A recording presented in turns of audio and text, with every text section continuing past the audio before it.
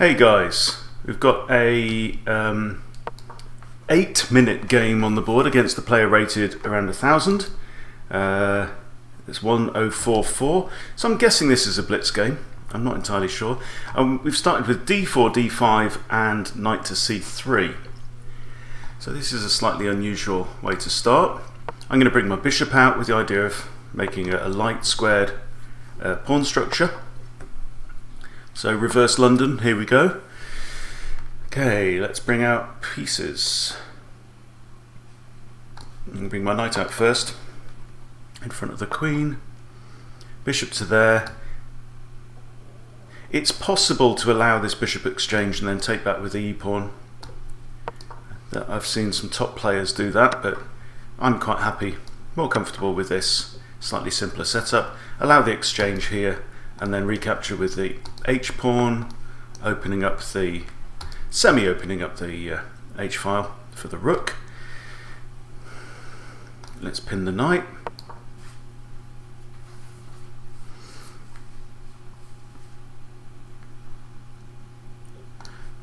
So he does technically have two attackers, but that knight was pinned.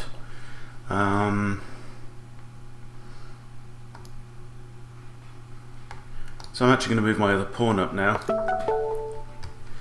because I don't want to lose an exchange on there. I think I'll be alright. So I'm kind of thinking we've both got pawns on light coloured squares, so I really don't want to give up my dark squared bishop at this point. So I'm inclined now to drop back, kind of inviting e5, which is not a bad thing. If e5, I'm just going to drop my bishop back again.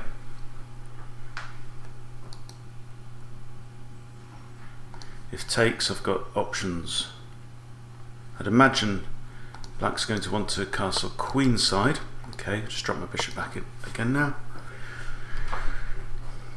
6.5 minutes on the clock for me. Okay, let's play f5. So if he takes on passant, I recapture with my doubled g-pawn, and I've rebuilt my pawn structure, leaving him slightly worse, maybe. Do I want to capture with the pawn? I think I probably do. It's more solid. And I've got lots of options. I've got bishop, knight, or knight could have captured. But let's keep it secure as far as possible. Okay, I want to think about castling. My queen can't come out to here or here.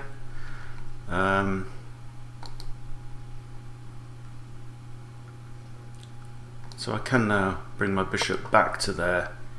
Maybe put my queen behind it on one of these squares and then castle. Okay, so he's playing a reasonably solid structure. That creates a nice space for my knight to go on. Okay, now I'm going to capture with the bishop, because he's now put his pawns mainly on dark squares and it doubles the pawns here. So I'm now looking at this square, nice outpost for the knight. So the outpost means that there's no pawn that's in front of the knight that could attack it, right? Because there's no d pawn now, and the f pawn is too far forward. It's already alongside the knight. So that is a really, knights love to be on the 5th rank. Love it. They like nothing better than being on that 5th rank. There we go. Pop the knight in there. I have a check. Queen on a5 if I need. That'll probably, could get blocked, but then look, my knight's attacking that. Okay, let's come in with a threat. So I'm looking here at a2, but I've also got now 2 attackers. 3 attackers, wow. 3 attackers on c5.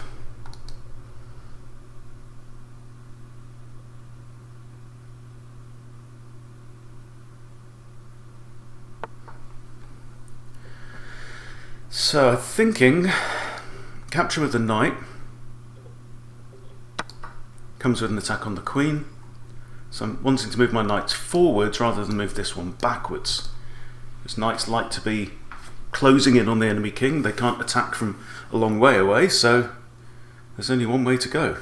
It'd be great if I could get this bishop off the board, because I also have this as well. Okay, that looks alright. Look at this knight. Hits both rooks and the queen, if I can get that in. Does my opponent see that? This is simply tactical awareness, nothing more, nothing less. Yes, looks like he has. Right, now I'll castle. Oh, could have won that knight, couldn't I? Oh, look at me. What a wally. Rushing. Now, does he see the threat? We're both down to 5 minutes. Do you see the threat on your knight? If he moves it, then I get my nice fork, and I will win material. How can he defend it though? Could he push that? Doesn't make any difference. Well, I could still capture the knight. They captures, I go in. That's kind of equal. Okay, let's win the knight. There's also ideas here of maybe drop the queen back to there, take that knight if this pawn is pinned, but also the queen can currently recapture there. Apologise for the dogs out there. Okay, so I'm a rook up already. I'm going to swap off queens. Quite happy with that. So, right, I'm a knight in front. 6 pawns against 7 pawns. Happy days. The knight's not threatened right now. I could double up my rooks on here because that rook cannot come back to defend. Let's have a look at that idea.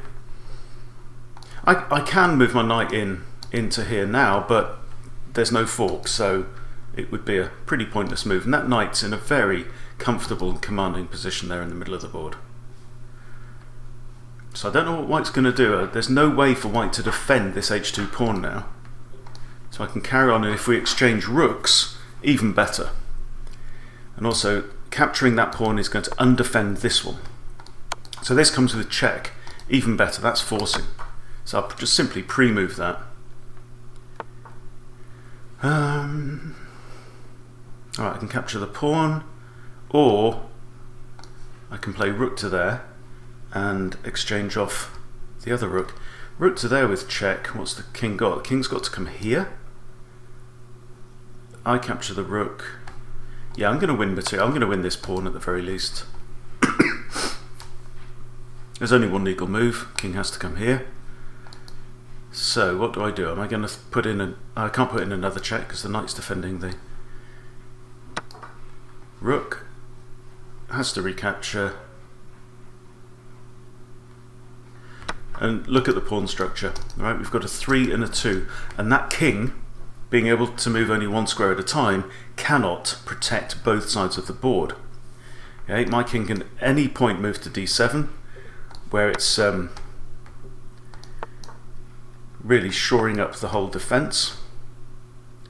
King can come to here.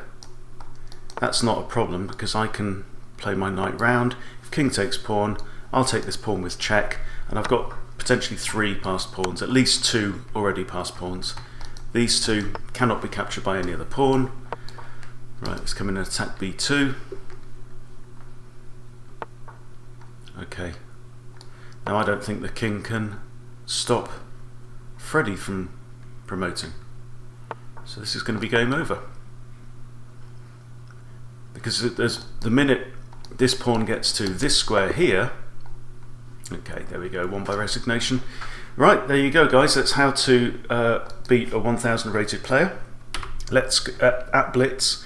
Let's go through the game again quickly.